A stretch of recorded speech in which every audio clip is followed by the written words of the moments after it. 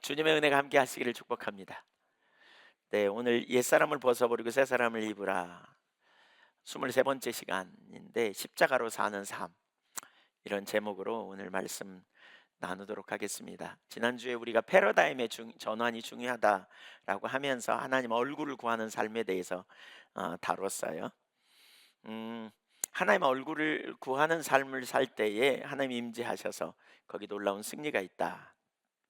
그런데 반드시 함께 가야 될 게 뭐냐면 십자가로 사는 삶입니다. 우리의 아담적 옛 본성은 하나님을 찾지 않는 본성을 가지고 있어요. 그러니까 스스로 하나님처럼 되려고 하는 경향이 있기 때문에 하나님을 스스로 찾는 자가 보신즉 하나도 없다, 이렇게 표현하고 있거든요. 왜 하나님 안 찾을까요? 교만해서 그래요. 우리 마음이 교만해서 하나님 안 찾아요. 아, 그래서 하나님을 찾으려는 그러한 성향이었기 때문에, 그래서 우리가 주님의 얼굴을 구하라는 설교를 들으면 주님을 찾아야지 이런 생각을 하지만 얼마 못 가는 거예요. 왜냐하면 자기 중심적인 자리에 돌아가면 주님을 찾지 않기 때문에. 그래서 사실 우리가 겸손한 자리에 있는 게 되게 중요하거든요. 겸손함. 어떻게 그 자리에 갈 수 있는가? 그러니까 이 모든 일의 시작은 십자가에서 시작되어 있어요. 우리 기독교의 가장 기본적인 교리를 얘기할 때 뭐예요? 가장 기본적인 교리가 뭐예요? 모든 인간이 죄를 범했고 하나님의 영광을 이룰 수 없다. 그러니까 모든 인간은 죄인이다. 그런 아, 말씀이 우리의 기본이잖아요. 모든 인간이 죄인이다. 별로 안 좋아하지만 모든 인간이 죄인이에요. 죄 때문에 고민해 본 분들은 이 말이 상당히 위로가 돼요. 그렇죠? 옆에 사람 한번 보세요. 네, 별로 안 보시나요? 네. 아, 네. 우리가 비슷하다는 얘기예요. 그래서 하나님의 아들이 십자가에 육신을 입고 오셔서 십자가에 달려 죽으시고 우리의 모든 죄를 완전히 해결하시고 영원한 생명을 얻도록 우리를 구원해 놓으셨잖아요. 그래서 우리가 예수 그리스도를 믿음으로 말미암아 십자가를 통해서 하나님의 자녀가 되고 영생의 길이 우리에게 열렸죠. 그러므로 십자가는 우리에게 능력이에요. 십자가 때문에 십자가 앞에서 우리는 겸손할 수밖에 없고, 십자가 앞에서 우리는 겸손함과 동시에 하나님의 은혜를 우리는 발견하게 되고, 그래서 우리는 십자가로 살아야 돼요. 십자가로 살아야 돼요. 십자가로 사는 삶이 우리에게 굉장한 능력이에요.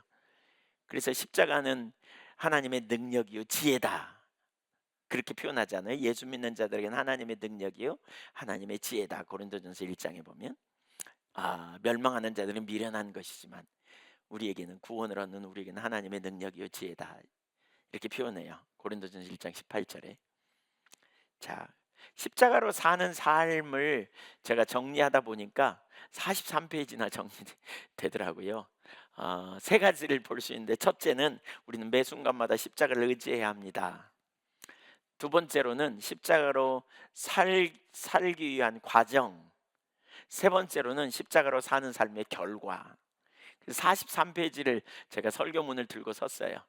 너무 놀라지 마세요. 평상시에 제가 12페이지, 13페이지인데 43페이지니까 하루에 다 못하겠죠? 그렇죠? 어떻게 계속 해봐요? 예, 이제 당황스럽습니다. 네, 저도 당황스럽습니다. 예. 그래서 오늘 1번만 하려고 합니다. 사실 1번도 다 하기가 쉽지 않더라고요. 근데 1번은 부지런히 해서, 그러니까 매 순간마다 십자가를 의지해야 합니다. 이 부분을 오늘 살피려고 합니다. 오늘 본문 요한복음 6장 53절부터 56절을 보면 우리가 매 순간마다 십자가를 믿음으로 의지하여 살아가야 될 것을 가르치고 있어요. 우선 54절과 55절에 보면, 그러니까 53절과 54절에 이렇게 말합니다. 예수께서 이르시되 내가 진실로 진실로 너희에게 이르노니 인자의 살을 먹지 아니하고 인자의 피를 마시지 아니하면 너희 속에 생명이 없느니라. 내 살을 먹고 내 피를 마시는 자는 영생을 가졌고, 이 표현하죠. 그 다음에 6절에도 내 살을 먹고 내 피를 마시는 자는, 이런 표현이 또 나오잖아요. 그래서 내 살을 먹고 내 피를 마신다는 말이 세 번이나 반복해서 나오고 있어요. 여기 세 번이나. 그럼 내 살과 내 피는 뭘 의미할까? 내 살과 내 피를 먹는다, 이 무슨 얘기예요? 사실 초대교회에 좀 이렇게 핍박을 받았던 이유 중에 하나가, 기독교인은 살을 먹고 피를 먹는데, 그래서 이것 때문에 좀 오해를 받아서 핍박을 받은 적도 있어요. 근데 여기서 말하는 건 우리가 상징적인 의미로 이해해야 돼요. 우선 예수님이 그 최후의 만찬석상에서 마태복음 26장 26절부터 28절에 보면 제자들에게 그 떡을 떼어 주면서 뭐라 그래요? 이것은 너희를 위하여 주는 나의 몸이니, 또 포도주를 나눠주면서 이것은 너희를 위하여 주는 내 피니라고 말씀하면서, 이렇게 많은 사람의 죄사함을 얻게 하기 위하여 흘리는 나의 피라고 말하면서, 곧이어 그 다음날 받을 십자가, 짊어지실 십자가를 염두에 두고 하신 말씀인 것을 우리가 알 수 있어요. 그러니까 여기 뭐죠? 어, 여기 그 예수님의 그 십자가의 공로를 믿음으로 의지하는 삶을 살아야 될 것을 말하는데, 인자의 살과 인자의 피는 우리 구원을 위해 십자가에 내어주신 예수님 자신을 가리킵니다. 그러면 먹고 마신다는 말의 의미는 뭐냐? 먹고 마신다는 말은 믿는다는 말로 바꾸어 읽을 수 있습니다. 47절과 48절 한번 읽어볼까요? 시작. 진실로 진실로 너희에게 이르노니 믿는 자는 영생을 가졌나니 내가 곧 생명의 떡이로다. 여기 뭐라 그랬어요? 믿는 자는 뭘 가졌다? 영생을 가졌다. 뭘 믿는 자? 내가 곧 생명의 떡, 생명의 떡이신 주님을 믿는 자는 영생을 얻었다, 그 말입니다. 근데 51절에 보세요. 여기 영생이라는 단어가 뭐에 걸리는지 보세요. 시작. 나는 하늘에서 내려온 살아있는 떡이니 사람이 이 떡을 먹으면 영생하리라. 자 보세요. 예수님이 하늘에서 내려온 살아있는 떡이래요. 그래서 이 떡을 먹으면 영생하리라 그랬어요. 47절 48절에는 이 떡이신 예수님을 믿으면 영생하리라 그랬어요. 그러니까 먹는 것, 마시는 것과 믿는 것을 상호 교환적으로 쓰고 있음을 알 수 있어요. 그렇죠? 그러니까 내 떡과 내 몸과 내 피는 뭘 의미한다고요? 십자가에 달리신, 우리 구원을 위해 십자가에 내어주신 예수님 자신을 의미하고요. 먹고 마신다는 말은 십자가에 달리신 예수 그리스도, 나의 죄를 위해 죽으신 예수 그리스도를 믿는다는 걸 의미해요. 한마디로 말하면 이게 뭐예요? 십자가를 믿음으로 의지한다는 거예요. 십자가에 달리신 예수 그리스도를 믿음으로 의지한다, 이런 의미예요. 네, 이해하시죠? 네. 그러면 자, 지금부터 이제 우리가 살펴볼 텐데 하나씩 네 가지를 살펴보려고요. 첫째, 우리가 십자가를 의지해야 될 두 시점, 우리가 십자가를 의지해야 될 두 때. 십자가는 일회용이 아니에요. 처음 예수 믿을 때만 믿는 게 아니에요. 십자가는 우리가 지속적으로 믿고 받아들이고 살아야 될 부분인 것을 기억해야 돼요. 첫째, 그 밑에 이제 첫 번째 십자가의 공로를 믿음으로 의지함으로 구원을 얻습니다. 53절에 보면 인자의 살을 먹지 아니하고 인자의 피를 마시지 아니하면 영생이 없다, 이렇게 말씀하시므로 십자가의 공로를 믿음으로 의지하는 삶을 살라고 말씀합니다. 그런데 여기서 의지하는 십자가는 우리의 구원과 관련이 있어요. 예수님이 우리를 구원하기 위해 이 땅에 오셨어요. 그래서 마가복음 10장 45절에 보면 이런 표현이 있어요. 인자가 온 것은 섬김을 받으려 함이 아니라 섬기려 하고 많은 사람을 위한 대속물로 주려 함이라. 마가복음 10장 45절, 마태복음 20장 28절, 이 동일한 구절이 마가복음과 마태복음에 이렇게 나타나요. 그러니까 우리가 죄인임을 인정하고 예수님을 믿음으로 영생을 얻게 되는 것이지요. 영생을 얻게 된, 이것이 구원을 위한 믿음입니다. 그런데 이 믿음을 일회적인 것으로 생각해서는 안 돼요. 그러니까 여러분, 누구든지 예수 그리스도 십자가 달리신 자기 몸을 내어주신 하나님의 아들 예수 그리스도를 믿음으로 말미암아 우리가 영생을 얻게 됩니다. 여러분 그 믿음을 다 가지시기를 축복합니다. 혹시 안 믿으신 분들은 오늘 예수 영접하면 좋겠어요. 두 번째, 우리는 매일 매 순간마다 십자가의 공로를 또한 믿음으로 의지해야 합니다. 과거에 믿었을 뿐만이 아니라 우리는 매 순간마다 십자가의 공로를 믿음으로 또한 믿음으로 매 순간마다 의지해야 합니다. 54절과 56절을 보면 내 살을 먹고 내 피를 마시는 자는 영생을 가졌고 마지막 날에 내가 그를 다시 살리리니 이렇게 표현하고요. 56절 내 살을 먹고 내 피를 마시는 자는 내 안에 거하고 나도 그의 안에 거하나니 그랬어요.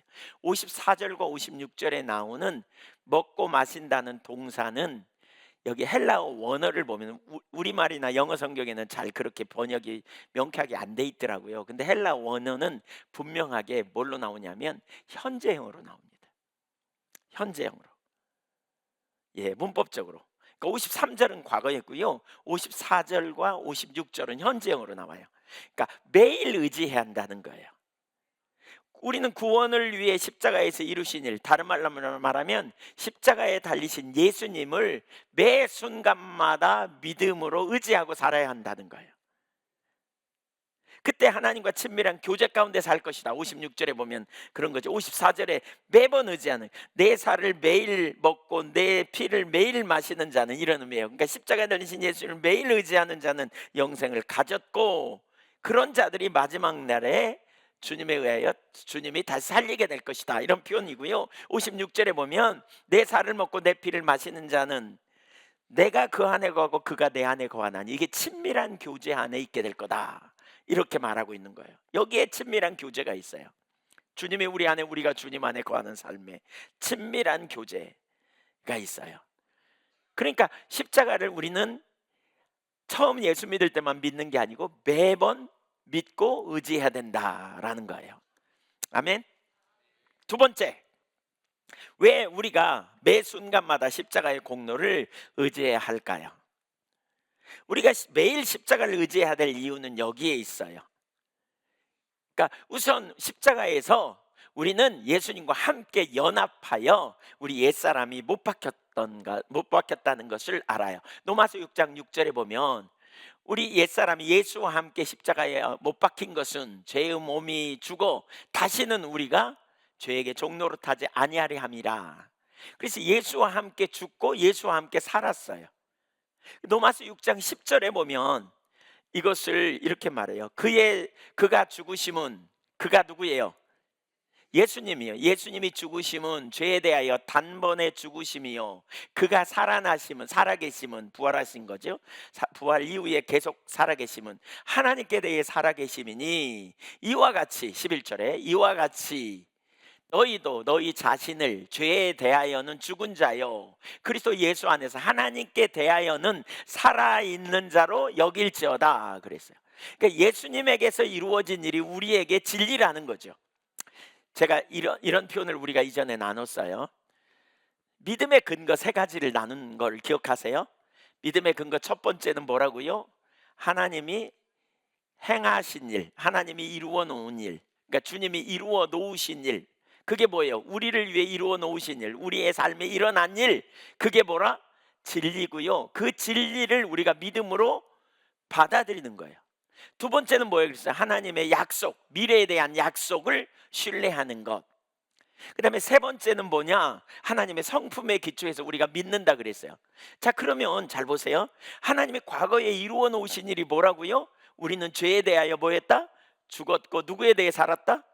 하나님께 산 자로 여겨라, 그 말은 그걸 믿음으로 살라, 그 말이에요. 그래서 로마서 6장 12절에 보면 이렇게 표현하고 있어요. 로마서 6장 12절에 보면 그러므로 너희가 이제부터 너희 지체를 불의의 병기로 죄에게 드려 불의의 병기로 삼지 말고, 그러니까 너희 죽을 몸을 지배하지 못하게 하며 몸의 사욕에 순종하지 말고, 13절에 보면 또한 너희 지체를 불의의 무기로 죄에게 내주지 말고 너희 자신을 하나님께 죽은 자 가운데 살아난 자 같이 하나님께 드리며 너희 지체를 의의 무기로 하나님께 드리라 그랬어요.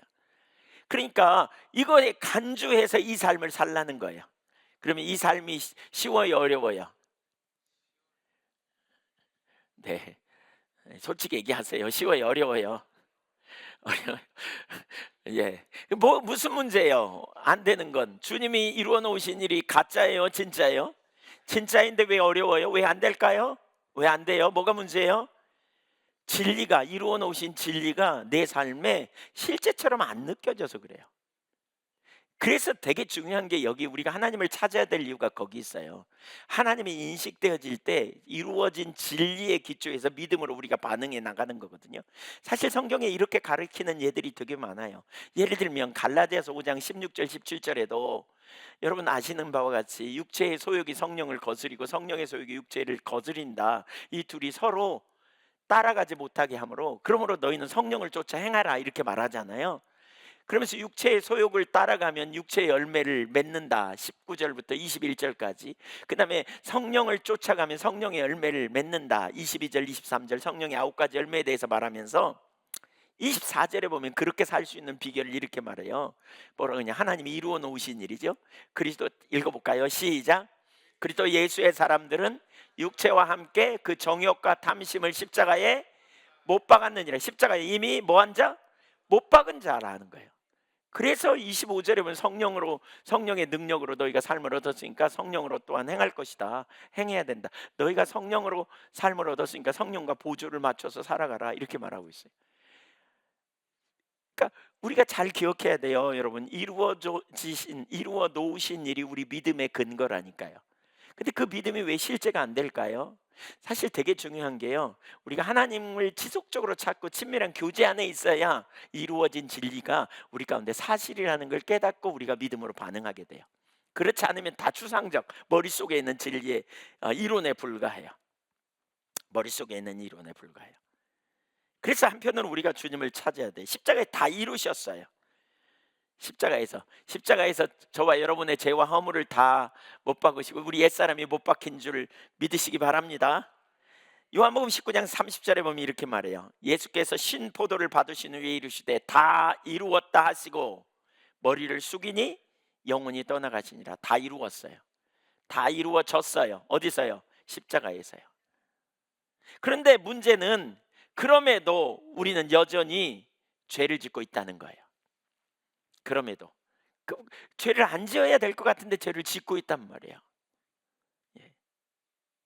우리 지금까지 살펴봤잖아요. 자기중심적인 자리에 우리가 얼마나 자주 갑니까? 얼마나 우리가 정말 너무나 쉽게 정말 우리가 이기적이고 자기중심적인 자로 가고, 우리가 하나님을 놓치고 세상적인 육신을 의지하고, 그리고 뭐 좀 되면 교만 떨고 안 되면 죄책감에 눌리고, 또 하나님 없이 마치 하나님 안 계시는 것처럼 우리가 그런 자리에 얼마나 자주 갑니까? 이런 죄짓는 우리의 모습을 볼 때 매우 당황스러워요. 죄 안 지어야 될 것 같은데, 이제 우리가 거기서부터 자유해야 될 것 같은데 왜 이런 일이 있을까? 왜 그럴까? 주님이 이루어 놓으신 일은 도대체 어떻게 된 일일까? 많은 사람이 혼돈하는 이유가 여기 있어요. 왜 우리 옛사람이 죽어서 우리는 죄의 몸이 멸하여 죄에게 종노릇하지 않게 되고, 이제 우리는 의의 병기로 우리 몸을 들여서 하나님께 영광을 돌리는 삶을 살고 싶어요. 그런데 왜 안 될까? 왜 실패하고 왜 넘어질까? 이 문제를 어떻게 이해해야 될까라고 하는 거예요. 하나님 나라를 이해할 필요가 있어요. 하나님 나라와 십자가의 관계를 이해할 필요가 있다는 거죠. 예수님의 통치의 문제와 연관해 봐야 돼요. 우선 이거예요. 예수님은 2000년 전에 하나님 나라를 이 땅에 가지고 오셨어요. 마가복음 1장 14절 15절에 회개하라, 천국이 가까이 왔다. 그래서 회개하고 복음을 믿으라 그러잖아요. 하나님의 나라가 왔어요. 이 땅에 하나님의 통치가 왔단 말이에요. 그래서 예수님은 그 통치를 그분의 말씀과 그분의 사역을 통해서 하나님 나라 통치를 이 땅에 가져오셨음을 선포했어요. 그래서 마태복음 12장 28절에 보면 그 표현이 있잖아요. 그러나 내가 하나님의 성령을 힘입어 귀신을 쫓아내는 것이면 하나님의 나라가 이미 너희에게 임하였느니라. 예수님의 사역 안에서 하나님 나라는 왔어요. 통치가 왔어요. 그렇죠?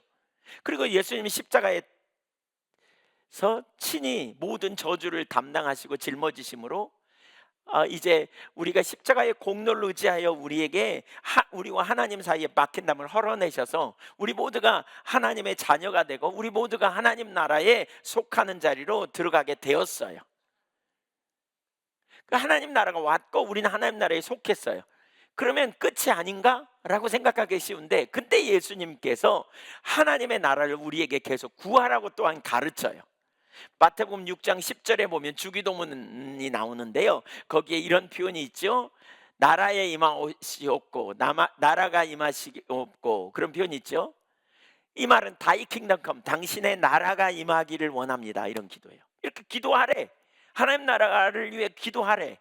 또 마태복음 6장 33절에 너희는 먼저 그의 나라와 그의 의를 구하래. 하나님 나라가 왔다는데 구하래요. 여기 무슨 개념이 있냐면 이미 왔지만 아직 안 왔다는 거예요. 하나님 나라가 이미 왔지만 완전한 하나님 나라가 올 날이 있다는 거예요. 그래서 마태복음 24장에 보면 14절인가요? 복음이 땅끝까지 증거되리니 그제야 하나님 나라가 임하리라, 완전히 임하리라 그랬어요. 예수님이 하나님 나라를 가지고 오셨지만 아직 안 이루어졌어요. 언제 이루어지느냐? 복음이 땅끝까지 증거되는 날.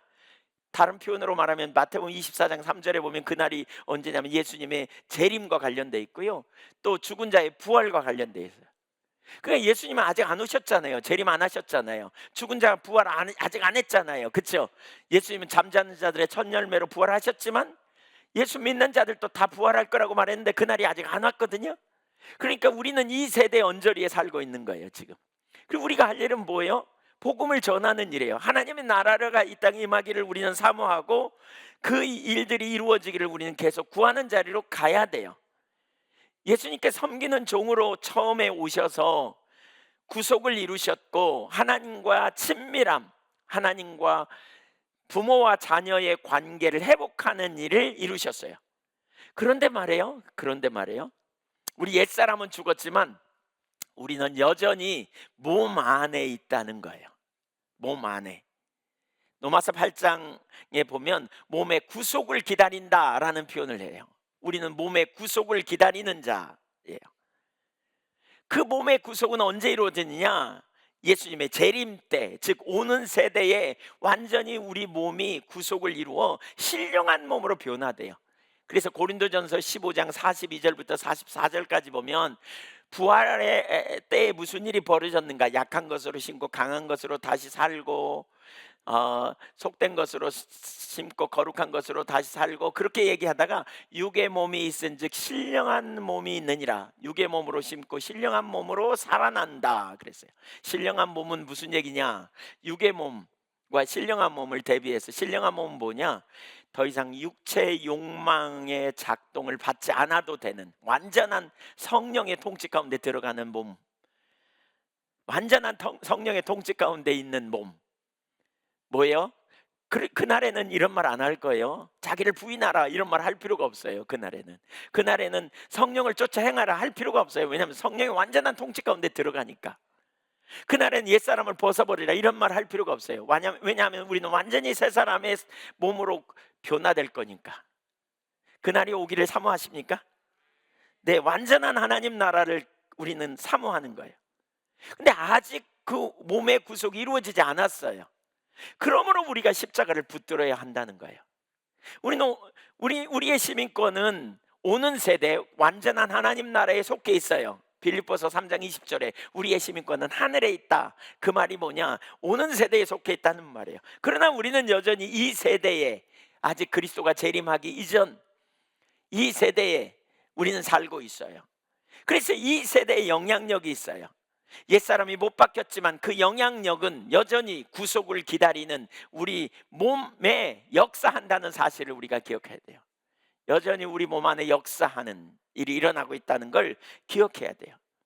그러므로 말씀 가운데 이미 이루신 진리를 깨닫고 겸손히 엎드리지만 다음 순간 우리는 자기중심으로 손살같이 돌아가서 세상 사랑에 빠지기도 하고 옛사람에 나오는 욕심과 감정의 소리를 듣고 반응하게 돼요. 그래서 우리 옛사람은 계속 네가 할 수 있어, 네 힘으로 살아, 하나님 없어도 돼, 네 목적을 위해 살아, 돈이 힘이야, 네 자원으로 살릴 수 있어. 너 지혜롭잖아. 네가 보는 것이 옳아. 그리고 너 잘하는 것 같고 자부심 갖고 과신하며 살면 돼. 이렇게 속삭여요. 심지어 선함이 없다는 말을 지적인 동의를 하게 하고 실제로는 그렇게 살지 못하도록 해요. 때로는 성경 공부하는 자리로 우리를 이끌지만 성경 공부하고 있는 자신을 보면서 내가 참 남보다 낫구나, 그리고 우월의식과 자부심을 갖고 머무르게 해요. 우리가 십자가 앞에 매번 서야 될 이유가 여기 있어요. 자기를 과신하고 자기중심적 가치관을 붙드는 그게 순간순간 우리에게 올라와요. 우리가 이 세대 가운데 사는 동안 매번 자기를 부인하는 삶이 되어져야 될 이유가 여기 있잖아요.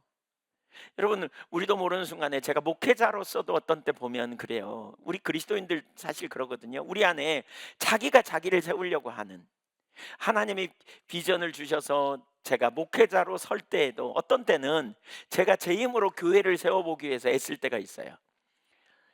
그러면 스트레스 되게 받아요. 왜냐면 하나님 안 하시는데 제가 교회를 세워보려고 하면 어떻게 하겠어요? 예, 어떻게 하겠어요? 사람을 인본주의적으로 어떻게 관계를 잘 맺어갖고 얘 함께 오게 하려고 설득하고, 또 혹시라도 떠날까봐 인간적으로 어떻게 얼레고 달르고, 이런 삶을 살아보세요. 얼마나 이중적이고 얼마나 가식적이고 얼마나 피곤하겠어요. 사람 눈치 보고 비유 맞추고 이러려면. 하나님 주신 말씀을 슬그머니 피해가지고 상처받을까봐 엉뚱한 설교하고 이러면 얼마나 힘들겠어요. 제가 알았거든요. 이걸 깨달았어요. 여호와께 세우지 아니하시면 세우는 자의 수고가 헛돼요. 여러분 자신이 여러분을 세우려고 하면요, 헛돼요. 주님이 여러분을 세워주셔야 돼요. 아멘. 근데 그걸 못 내리잖아요. 끊임없이 우리 안에서 이게 올라오잖아요. 안 올라와요? 올라오죠. 예, 그런 사람 알고 계시죠?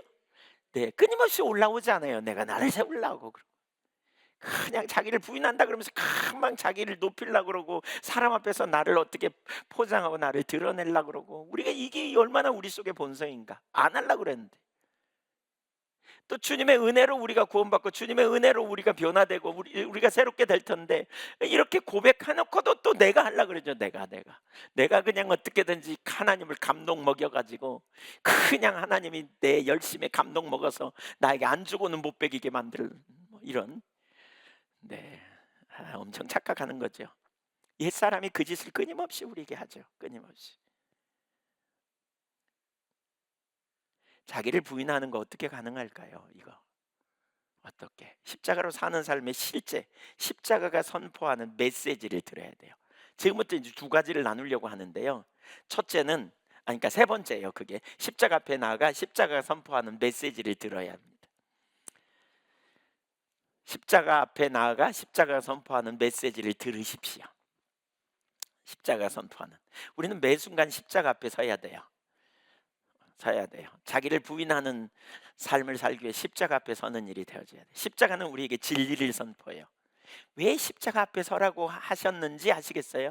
우리는 두 세대 가운데 살고 우리 몸의 구속을 기다리고 있고, 그래서 예수님이 자기를 부인하라 그랬고, 옛사람을 벗어버리라고 새 사람을 입으라 그러고, 그리고 예수님이 성령을 쫓아 행하라고 우리에게 가르치는 이유가 거기 있어요. 우리는 죄에 대해 죽은 자라고 선포하지만 우리의 자원으로 살 수 없다고 선포하고, 우리는 정말 주님의 은혜가 필요하다고 선포하지만 금방 우리는 또 우리 힘으로 살라 그러고, 우리 능력으로 살라 그러고, 우리 자원으로 살라 그러고, 내가 내 인생 책임질라 그러고, 우리가 이 자리에 돌아간단 말이에요. 그래서 십자가가 선포하는 메시지를 자꾸 들어야 돼요. 세 가지를 볼 수 있는데, 첫째, 과거에 나는 허물과제로 죽었던 자라는 사실을 아는 거예요. 과거에 나는 허물과제로 죽었던 자예요. 저는 이걸 참 잘 보여주는 부분이 에베소서 2장이라고 생각합니다. 에베소서 2장 괜찮으시면 이렇게 펴보셔도 좋겠습니다. 2장, 에베소서 2장 1절부터 3절은 과거의 정체성에 대해서 우리에게 가르칩니다. 과거의 정체성.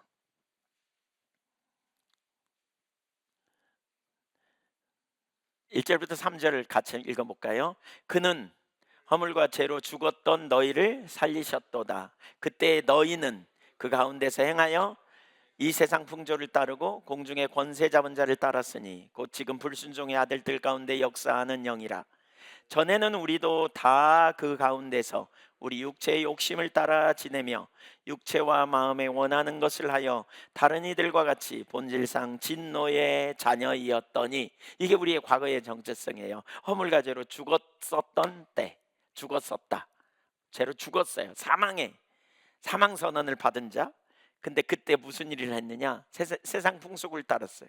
그 시대의 가치관을 따랐고, 그 가치관 뒤에 누가 있냐? 공중에 권세 잡은 자가 있었어요. 그러니까 죄의 종, 마귀의 종이죠. 세상 사랑의 종. 그렇죠? 이게 과거의 우리의 정체성이에요. 그래서 사망에 이른 자.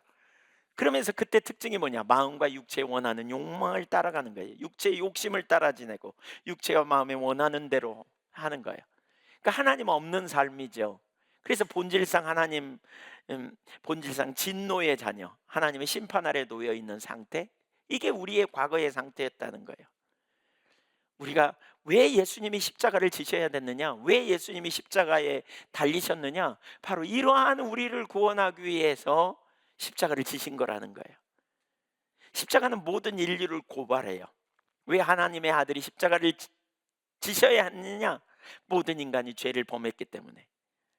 그래서 모든 인류는 하나님 앞에 아무런 소망도 없던 자들, 허물과 죄로 죽었던 자, 자기 욕심대로 세상 풍속을 쫓아 육체와 마음에 원하는 반대로 삶으로 결국 공중 권세 잡은 마귀의 종로로 타는, 꼭두각시 노름하는, 아바타 노릇하는 그 삶을 살게 됐다. 그 결과 하나님의 진노 아래 놓였고 아무런 소망도 없는 자들, 그것이 우리의 과거의 정체성이었다는 거예요. 왜 예수님이 십자가에 달려 죽으셔야 했다고요? 이것이 바로 우리의 상태였기 때문에, 그런 우리를 구원하기 위해서, 그런 우리를 살리기 위한 하나님의 유일한 처방이 십자가였어요. 우리의 모든 죄를 그 아들에게 쏟아부으셔서 그 아들의 대속으로 말미암아 우리가 구원받도록 하시는, 그래서 십자가에서 우리는 이 메시지를 읽어내야 돼요. 좀 아파트 높은 데 사는 분들은, 뭐 높은 데 안 살아도 있잖아요. 산 높은 데 올라가서 보면, 우리 저녁에 올라가 보세요. 조금 건물 높은 데나 뭐 아니면 높은 데 안 올라가도 십자가가 엄청 보이잖아요. 무슨 색 십자가? 빨간색 십자가, 또 하얀색 십자가 보이죠. 우리는 하얀색 십자가예요. 교회에 십자가를 왜 그렇게 많이 걸어놨을까요? 이거 뭘 의미해요? 우리가 죄인이라서, 빨간색 십자가는 죄인이라서 십자가에 보혈 없이는 안 되는 인생이라는 걸 보이는 거예요. 하얀색 십자가는 죄인 된 우리를 의롭게 하시는 십자가를 상징적으로 우리에게 보여주는 거예요. 주님 은혜 없이는 안 되는 인생이에요. 이게 우리 가운데 발견돼야 돼요. 우리가 자기 중심으로 돌아가면 금방 육신을 의지해요. 육신을 의지하고 내가 좀 나으면 우월의식 갖고 못하면 죄책감에 팍팍 눌리고, 그래서 이 육신을 의지하기 때문에 하나님의 은혜가 뭔지, 하나님의 능력이 뭔지 정말 예수 믿기가 힘들다는 생각밖에 안 되죠. 왜냐하면 내 힘으로 나가야 되니까, 내 힘으로 뭔가 얻어내야 된다고 생각하니까. 내 자원의 삶이죠. 여기에는 감격도 기쁨도 없어요. 힘들어요. 예. 십자가에서 우리는 우리 자신의 과거의 정체성이 뭔지 알 때 우리는 겸손해지죠. 겸손해져요. 얼마나 연약한 존재인지. 두 번째, 우리는 은혜로 구원받은 자로서 하나님 자원으로 살아야 하는 자입니다. 4절부터 보겠습니다. 에베소서 2장 4절. 우리말에는 안 나오는데 그러나라는 접속사가 있어요. 그러나 긍휼에 풍성하신 하나님이 우리를 사랑하신 그 큰 사랑을 인하여 허물로 죽은 우리를 그리스도 함께 살리셨고, 너희는 은혜로 구원을 받은 것이라 또 함께 일으키사 그리스도 예수 안에서 함께 하늘에 앉으시니, 이는 그리스도 예수 안에서 우리에게 자비하심으로써 그 은혜의 지극히 풍성함을 오는 여러 세대에 나타내려 하심이라. 너희는 그 은혜에 의하여 믿음으로 말미암아 구원을 받았으니 이것은 너희에게서 난 것이 아니요 하나님의 선물이라. 행위에서 난 것이 아니니 이는 누구든지 자랑하지 못하게 함이라. 십자가 앞에서 우리가 듣는 두 번째 메시지, 현재의 정체성입니다. 우리가 현재 누구인지, 우리의 구원은 주님의 은혜였는데, 그렇죠? 여기 몇 가지를 분명히 말하고 있는데, 첫째는 뭐예요? 우리의 구원은 은혜로 받았다. 이걸 가르쳐요. 은혜로 받았다. 우리는 하나님의 자원으로 구원받은 존재라는 거예요. 4절 5절 6절에 보면 함께라는 단어가 3번 나와요. 그러니까 그리스도와 분리해서 살 수 없는 존재예요. 그리스도와 딱 연합했어. 따라서 보세요. 함께 죽었고 함께 살았고 함께 하늘 보좌 우편에 앉게 되었다. 그러니까 여기 성경에는 함께 살았고 함께 일으키심을 받았고 함께 살리심을 받았고 함께 하늘 보좌 우편에 앉게 되었다, 이런 표현이 있거든요.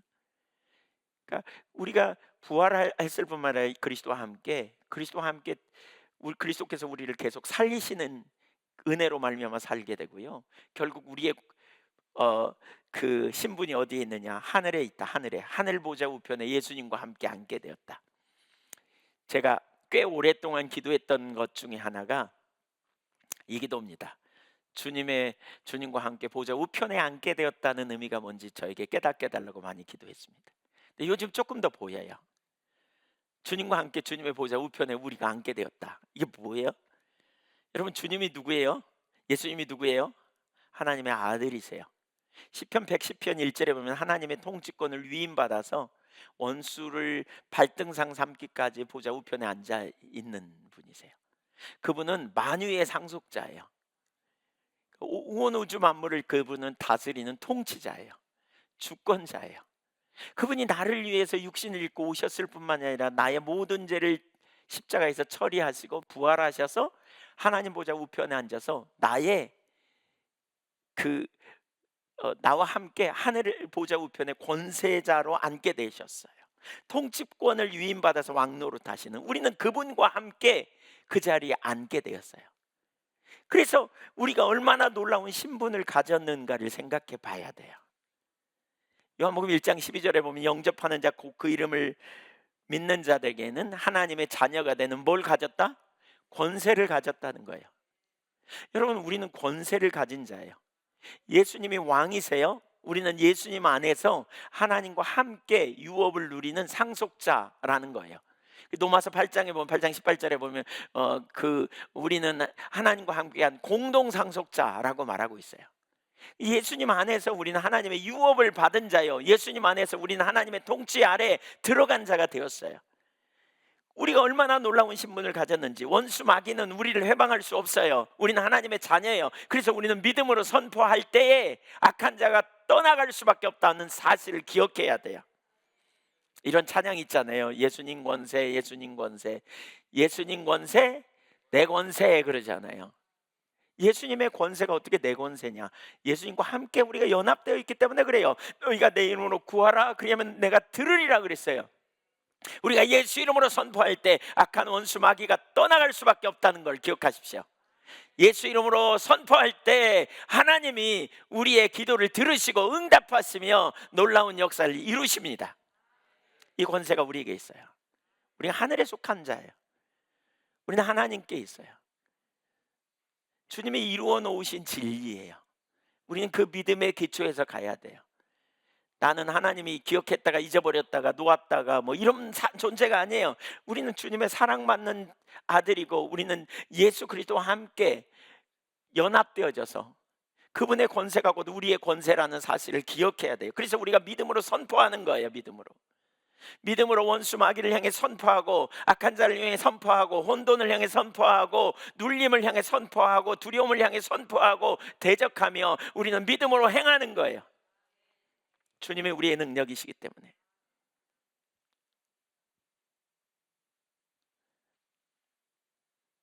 십자가에서 우리의 정체성이 누군지 우리는 기억해야 돼요. 우리는 그 은혜로 말미암아 구원받은 자임을 기억해야 돼요. 얼마나 놀라운 신분을 가졌는지. 나는 그리스도와 연합되어 있어요. 그리스도와 분리되어 있지 않아요. 그리스도와 분리되어 있지 않아요. 우리는 포도나무이신 주님께 붙어있는 가지예요. 그래서 주님으로부터 오는 공급과 능력으로 살 뿐만 아니라 주님이 우리를 보호해 주신다는 사실을 기억해야 돼요.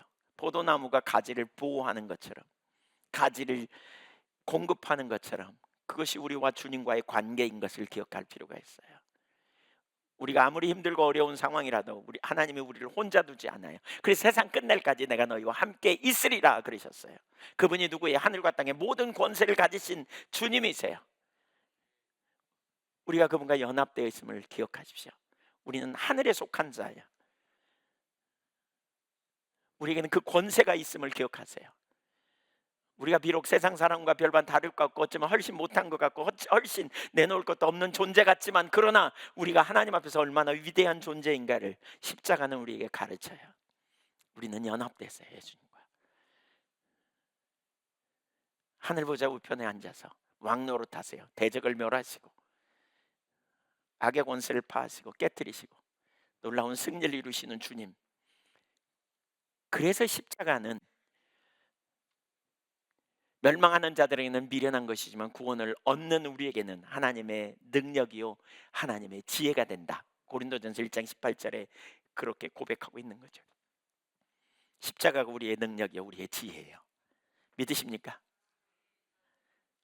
두 번째, 십자가는 우리를 향한 하나님의 자원으로 살아야 될 것을 가르치고 있어요.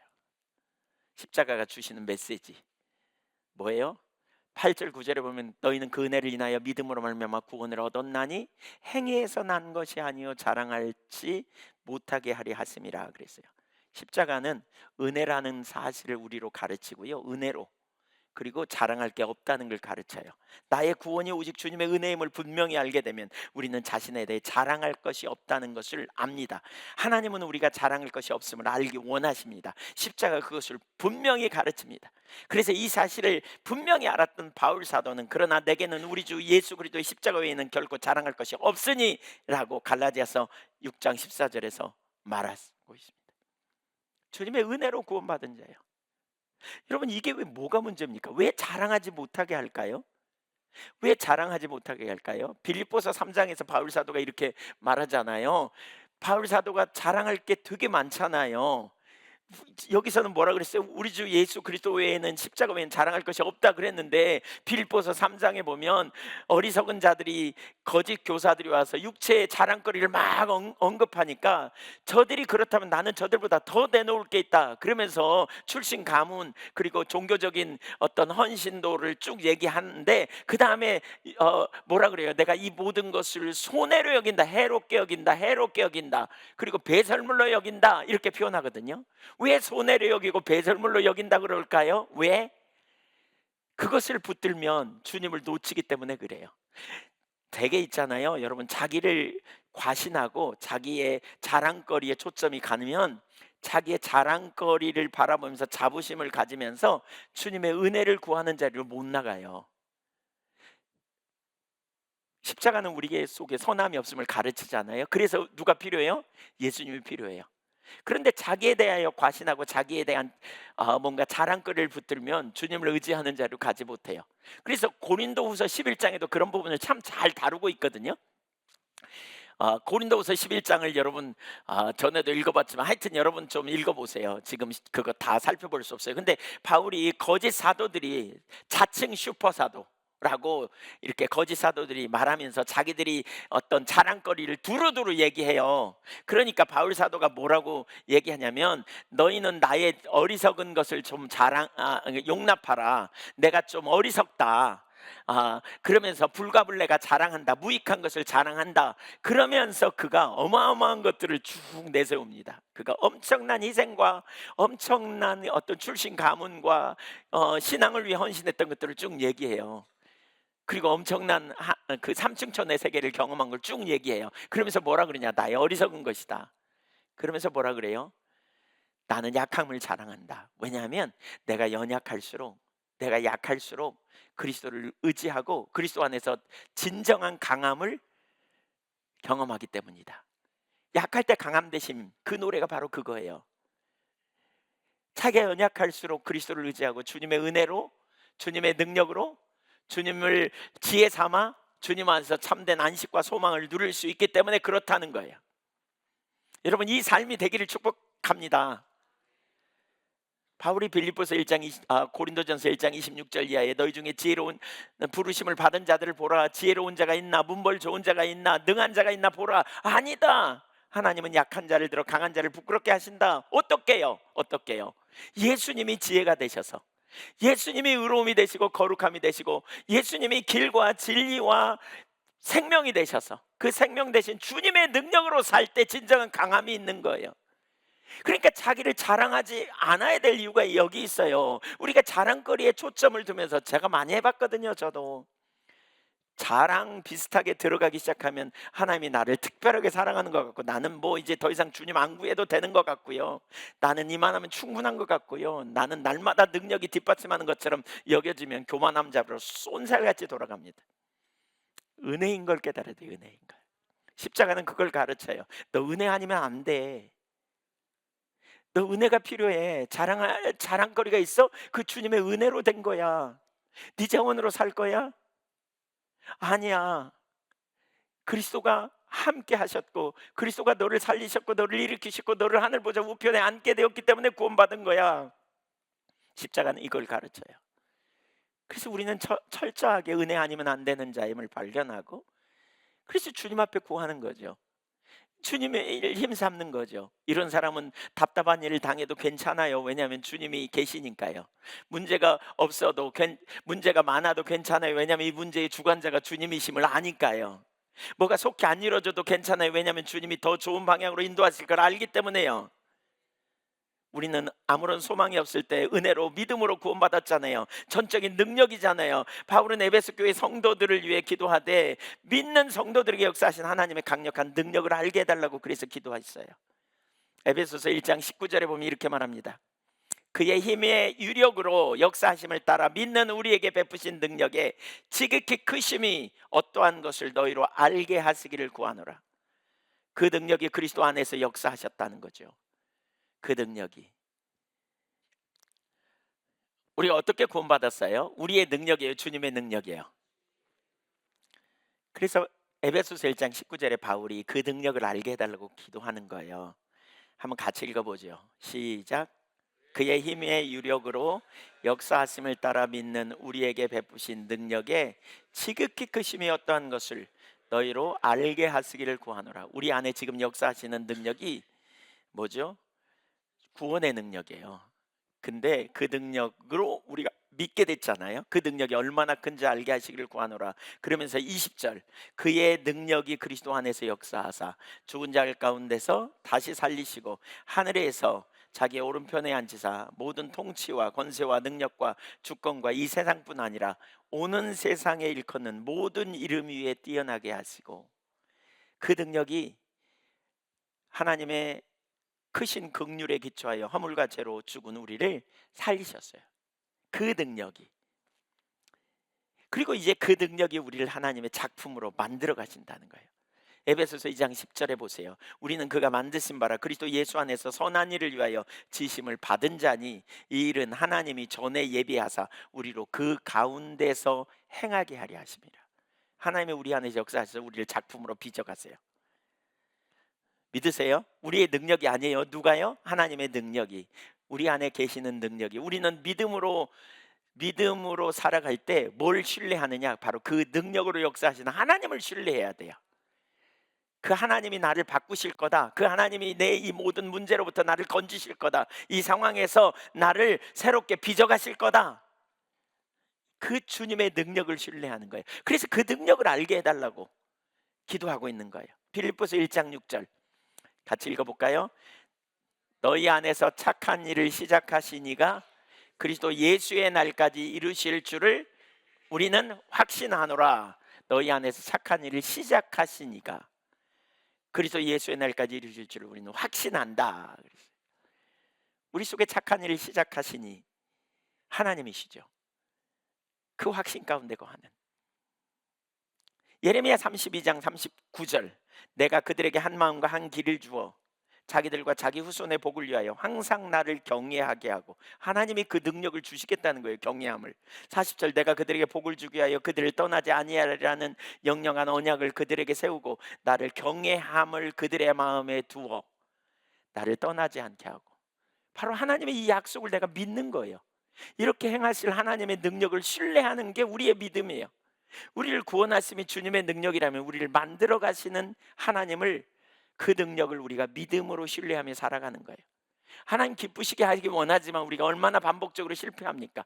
그러나 우리가 주님을 신뢰할 때 주님이 저와 여러분을 아름다운 그리스도 안에서 작품으로 빚어 가십니다. 그것이 하나님의 약속입니다. 자기를 보는 데서 눈을 떼십시오. 그리고 그리스도를 바라보십시오. 그리스도가 우리 안에서 그 일을 이루실 줄 믿으십시오. 우리를 거룩해 하심, 우리를 승리케 하심, 우리로 하나님을 경외하게 하심, 나누어지지 않는 한 마음을 부어주심, 다 이거 하나님의 뜻입니다. 하나님이 그렇게 하시겠다는 거 아닙니까? 그리고 하나님이 이미 그 일을 시작하셨으면 그 일을 시작하신 주님이 그 일을 마치는데 조금도 그 능력이 부족하지 않다는 거예요. 이거 뭘 가르쳐요? 우리로 그 믿음으로 나오라는 거예요. 그 믿음으로. 십자가는 우리에게 하나님을 신뢰하도록 초청하는 거예요. 다윗에게 있잖아요. 이게 뭐예요? 하나님 자원으로 살도록 우리를 초청하는 거예요. 옆에 사람한테 한번 축복하세요. 하나님의 자원으로 사십시다. 그분의 능력 의지하여 살아가야 돼요. 눈을 떼세요. 자기를 보는 데서 눈을 떼세요. 자기를 보면 둘 중에 하나예요. 죄책감 아니면 우월의식에 빠져요. 남 판단하고 내가 지금까지 뭐하며 살았다 이런 자부심에 빠져요. 문제는요, 어려움이 오면 여전히 자기를 보고 문제를 보고 뒤집어져요. 자기를 보고 문제를 보고 낙심하고 절망해요. 육신을 의지하는 사람은 그래요. 자기를 보고 자기 살아온 삶을 보고 하나님 앞에 서면 우월의식 아니면 죄책감에 빠지잖아요. 문제 있는 사람은 자기 보고 문제 바라보다가 뒤집어져요. 하나님 도와주실 것 같지도 않고 뭐 이런 생각이 들어요. 믿습니다 고백하지만 허공을 치는 메아리에 불과한. 그러나 자기를 보고 주님을 보는 사람은, 그리고 주님의 은혜인 것을 항상 깨닫는 사람은, 십자가를 항상 붙드는 사람은 문제가 생길 때 자기를 보고 문제를 보지만 그리스도를 봐요. 나를 살리신 주님, 나를 구원하신 주님, 나의 힘이요 의요 생명이 되신 주님을 봐요. 그리고 그 주님을 자신의 힘 삼고, 그 주님을 자신의 의 삼고, 주님을 자신의 생명 삼고, 주님을 자신의 길 삼고, 주님을 따라가는 일을 적극적으로 선택하며 가는 거예요. 거기에 능력이 있어요. 거기에 능력. 그게 하나님 자원의 삶이에요. 없지만 낙심 안 해요. 자기를 보는 사람은 무슨 일 시켜놓으면 뭐라 그래요? 못해요, 저 안 돼요 그래요. 제가 지난번에도 언급했지만 저는 저의 목회에 대해서 키워드를 제가 나누는 시간이 있었다 그랬잖아요. 근데 그때 뭐 했느냐, 저를 부르신 분을 보았더라고요. 어려움이 올 때마다 부르신 분을 봤어요. 위기가 올 때마다 부르시는 분을 봤어요. 저를 부르신 분이 인도하셨고 문제를 만났으니까 이 상황에서도 부르신 분이 해답을 갖고 계실 거라, 그리고 그 주님을 찾았고 주님의 은혜를 부으셔서 돌파해내는 경험을 해봤어요. 여러분, 우리를 구원하신 분을 보셔야 돼요. 어려움이 있어요? 난관이 있어요? 문제가 있어요? 나를 구원하신 분, 나를 위해 아들을 아끼지 않고 내놓으셔서 나를 사랑하셔서 당신의 자녀 삼으신 분을 보세요. 문제에 눌리지 마십시오. 하나님이 여러분에게 어떤 약속을 주셨다면 약속 주신 분을 바라보십시오. 약속과 환경을 바라보면 뒤집어집니다. 자신과 약속과 환경을 바라보면 뒤집어져요. 능력이 없는데, 환경적으로 소망이 없어 보이는데 그 약속은 너무 멀리 있으니까 우울증 걸리기 쉽습니다. 우리를 부르신 분을 항상 봐야 합니다. 그분은 능치 못함이 없습니다. 그분은 완전하십니다. 그분은 신실하십니다. 그분 안에 답이 있습니다. 그분 안에 전략이 있습니다. 그분이 우리의 길이십니다. 우리는 믿음으로 그분을 바라보는 자리에 가야 돼요. 부르신 분을 봐야 돼요. 구원하신 분, 십자가의 독생자를 아끼지 않으신 주님을 봐야 돼요. 주님, 나를 사랑하사 나를 위하여 자신을 아끼지 않으신 주님, 우린 그 주님을 믿음으로 의지하여 살아가야 돼요. 그 삶으로 승리하시기를 축복합니다. 십자가가 우리에게 주시는 메시지, 과거의 정체성, 현재의 정체성, 그리고 거기 나타난 주시는 메시지 뭐예요? 우리 자원 붙드는 거 그만두는 거죠. 주님의 자원을 의지하는 거죠. 주님의 자원, 주님의 신실하심, 주님이 우리에게 능력이다, 주님이 우리의 답이다. 예, 우리 유학생들 한국에까지 와가지고 얼마나 그냥 언어도 안 통하지 힘들 거예요. 힘들지요? 안 힘들어요? 힘드나요? 예, 안 힘들어요? 괜찮아요? 무슨 말인지 못 알아들었다. 네, 네, 네, 꼭 통역해 주세요. 은혜로 살으라고. 네, 우리 이거 하나 사야 되겠어요. 아무래도 이 동시 통역하는 것 좀 꼭 사서 이렇게 기계, 네, 사야 되겠어요. 그래서 여름에는 십자가 복음학교 영어 통역하면서도 좀 하고 뭐 이렇게 예, 왔는데 그냥 보내면 안 되잖아요. 주님 만나고 가야지. 주님 은혜로 살도록 도와야 되겠지. 그렇죠? 예, 못 알아들으면서도 와서 앉아 있는 게 너무 감사하네. 참 잘 못 알아듣는데, 네, 물론 한국말 많이 좀 알아들었으면 좋겠습니다. 네 번째, 네, 마지막 네 번째, 매 순간 십자가에 계시된 하나님의 성품을 붙들어야 합니다. 십자가의 성품, 계시된 하나님의 성품.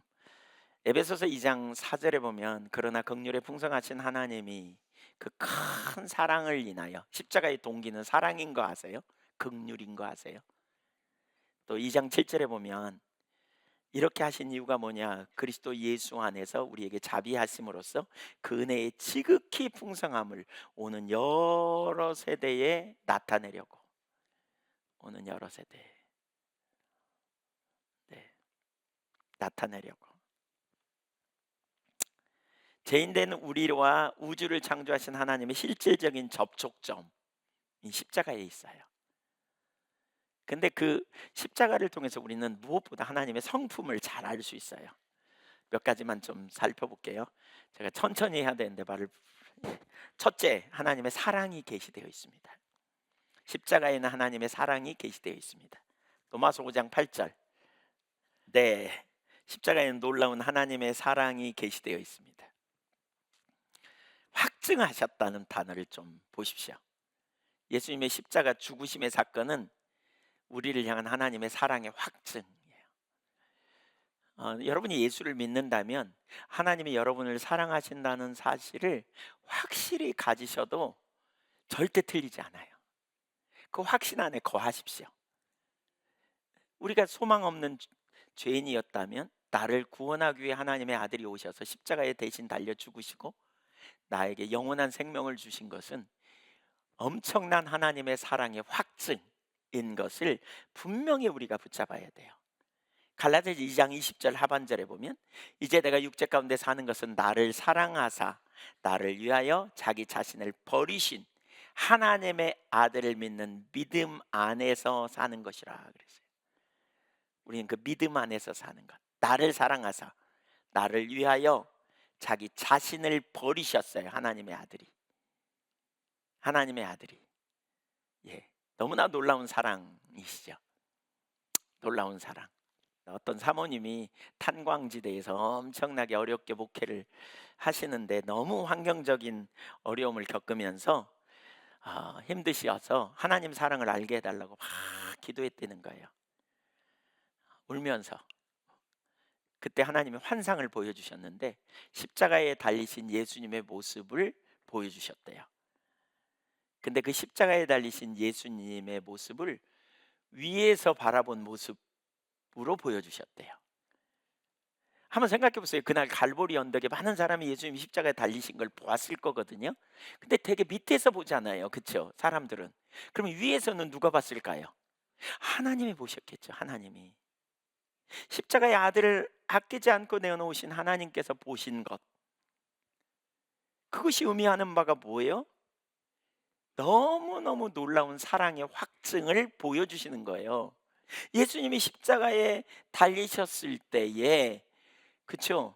그 예수님이 받는 수치, 고난, 십자가에서 물과 피를 쏟으면서 당하는 그 아픔을 보실 때 하늘 아버지의 심정이 어떠했을까를 생각해 보세요.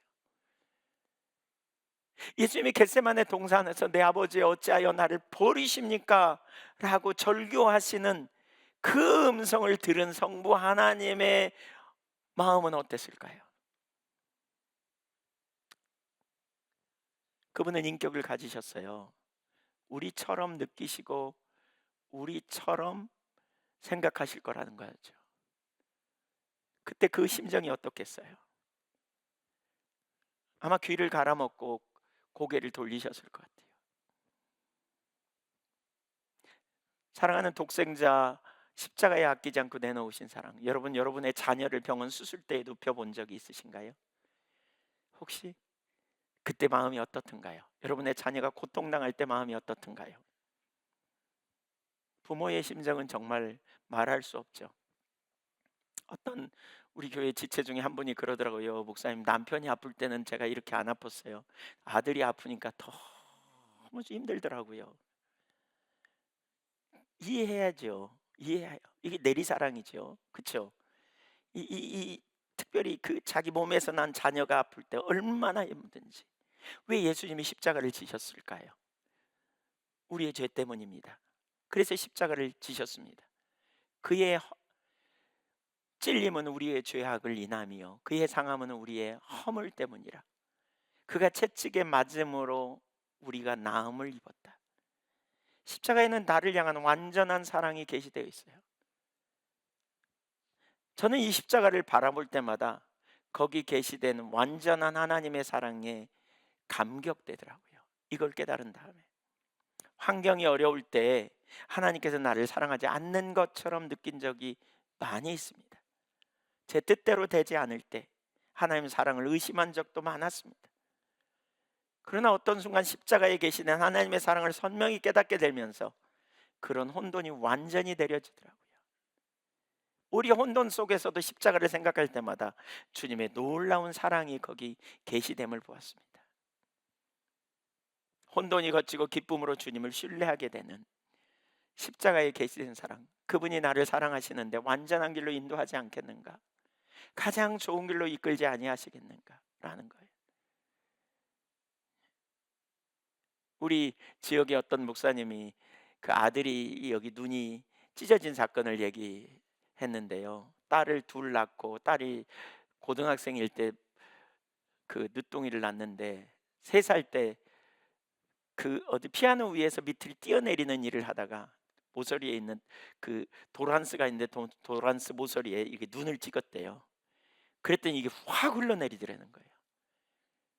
그걸 보고 목사님이 그냥 교회 갔다 와서 옷을 벗는 가운데 그 일이 있어서 그대로 그냥 와이사스 바람에 이걸 끌어안고 아이를 여기 손으로 틀어막고 바로 병원으로 갔더니 의사 선생님이 이제 교회 지체인 분이 의사였는데 그 꿰매야 된다고. 근데 여기 시신경이 다친다고 그냥 꿰매야 된다고 하더라는 거예요. 마취하면 시신경이 영향을 미칠 수도 있다고.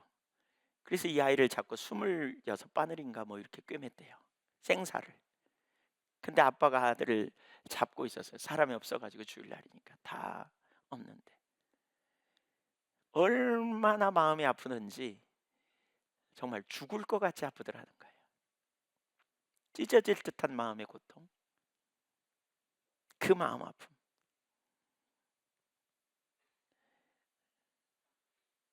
꿰매고 난 다음에 나가라 그래가지고 나와서 텅 빈 복도에 시커먼 복도에 혼자 앉아 있는데 하나님의 사랑이 깨달아지더래요. 아빠가 무엇인지 그날 처음으로 알았다는 거예요. 하늘 아버지의 마음이 얼마나 우리를 향한 사랑이 완전한가.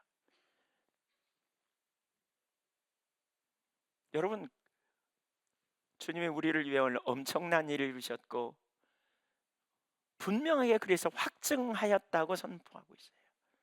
십자가에는 주님이 우리를 향한 완전한 사랑이 계시되어 있어요. 완전한 사랑이. 그 사랑이 우리를 강권하죠. 그 사랑이 하나님을 신뢰하게 하고 그 사랑으로 우리는 하나님을 사랑하게 하고 그 사랑을 알게 될 때 우리는 하나님 앞에 고백하는 고백이 온전한 고백이 되고 우리의 예배는 깊이 있는 예배가 되어질 수 있겠죠. 그 사랑이 우리로 방황하는 것을 그만두게 하고 그 사랑이 우리를 일으켜 세우고 그 사랑이 우리가 혼자 있다고 여겨질 때에도 그 모든 상황에서도 우리를 이기게 하는 놀라운 원동력이 되는 것이지요. 주님의 사랑, 십자가에. 두 번째, 십자가에는 하나님의 공의가 계시되어 있습니다. 하나님의 사랑과 함께 공의를 하는 것은 정말 중요합니다.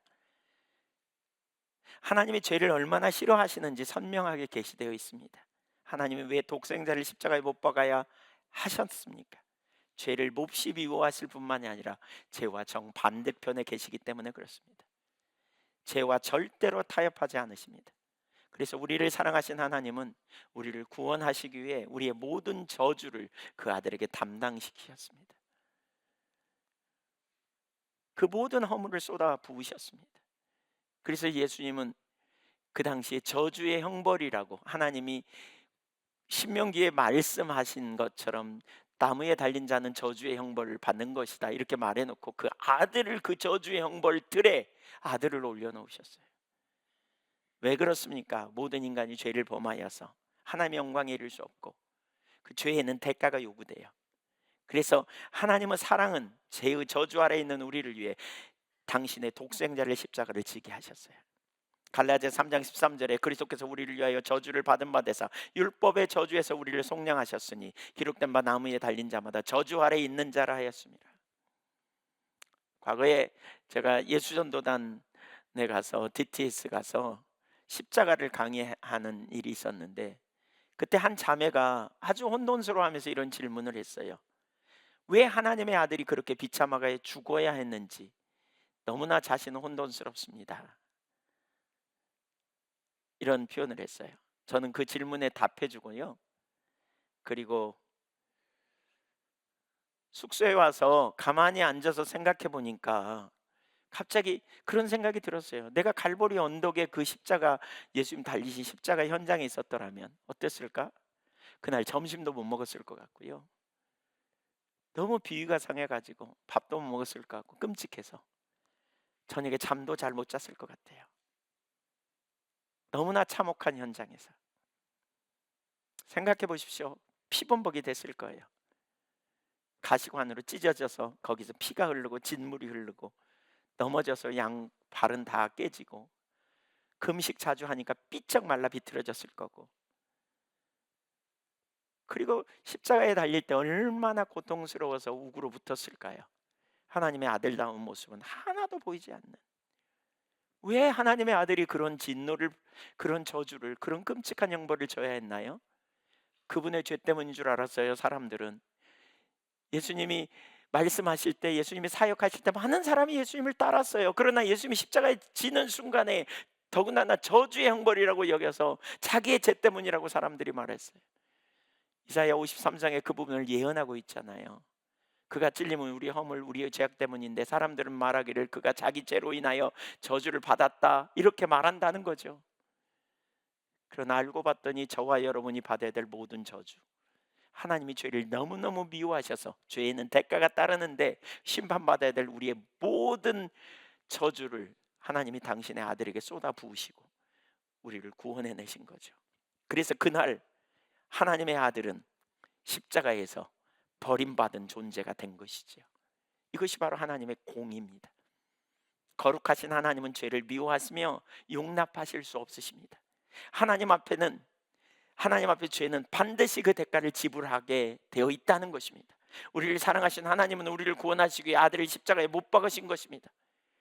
우리가 만약 하나님의 공의를 제대로 안다면 하나님의 사랑과 긍휼과 은혜가 얼마나 풍성한지 또한 알 것입니다. 그뿐만 아니라 하나님이 죄를 얼마나 미워하시는지, 죄가 얼마나 심각하게 하나님과의 관계를 깨뜨리는지 우리가 깨닫고 죄와 싸우되 피 흘리기까지 싸우려고 애쓸 것이고, 죄짓는 자신을 보면서 애통함으로 주님의 보좌 앞에 은혜를 구하여 나아갈 것입니다. 저는 이 사순절 고난 주간에 주님께서 주님의 공의를 우리에게 더 많이 보여주시기를 간절히 소망합니다. 십자가에는 하나님의 사랑이 계시되어 있다면 또한 공의가 계시되어 있습니다. 세 번째, 십자가에는 하나님의 전지하심이 계시되어 있습니다. 십자가에서 우리는 하나님의 전지하심을 보게 됩니다. 로마서 5장 8절에 보면 우리가 아직 죄인 되었을 때 그리스도께서 우리를 위하여 죽으심으로, 우리가 아직 죄인 되어서 앞뒤 분간 못하는 때에 그리스도께서 우리를 위하여 죽으셨습니다. 인간은 스스로 하나님을 찾는 자가 없습니다. 죄를 범하였지만 죄 지은지도 모릅니다. 그래서 진노 아래서 사망에 이르지만 왜 죽는지도 모릅니다. 그러한 우리를 구원하시려고 우리가 알기도 전에 하나님이 우리를 위해 위대한 계획을 세우셨습니다. 아들을 구원하기, 아들을 아끼지 않고 우리를 구원하기 위한 위대한 계획, 그리고 때가 되어서 그 아들을 세상에 보내셨습니다.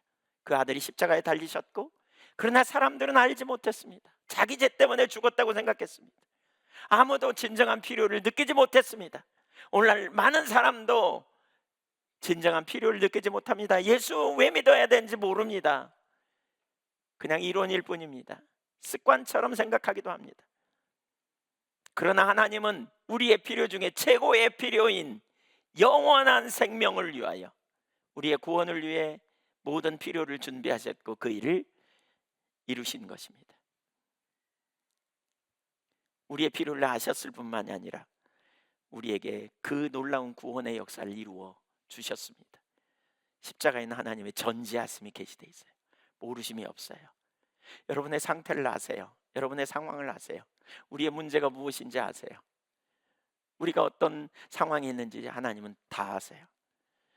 제 아들이 5살쯤 되었을 때 치토스라는 스낵 과자를 먹고 싶어 했어요. 마을에 작은 가게가 하나 있었지만 그 과자는 그 마을에 없었어요. 그 가게에 없었어요. 그날이 주일이었고 제가 월요일날 사다 주겠다 그랬어요. 그래서 월요일날 밖에 나갔는데 잊어버려 버렸어요. 얼마나 제가 망각을 잘하는지 모르겠어요. 돌아오려고 하는데 어떤 사람이 저한테 전화 와가지고 상담을 좀 하자 그래서 그 집에 갔어요. 근데 작은 슈퍼마켓을 운영하는 분이었어요. 그분은 광주에서.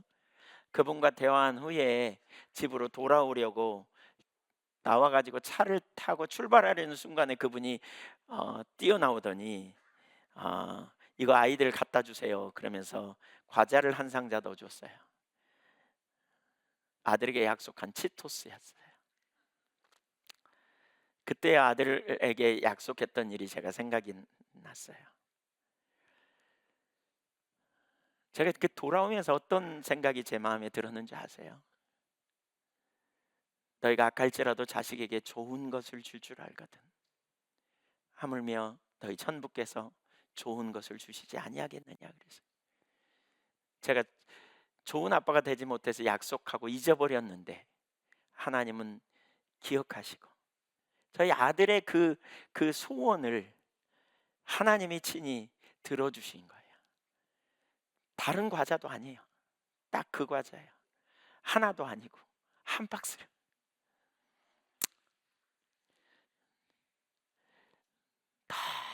정말 정말 너무 돌아오면서 제가 하나님의 그 크심, 하나님의 은혜, 하나님의 그 완전하심, 얼마나 하나님 앞에서 감격하고 기뻐했는지 모릅니다.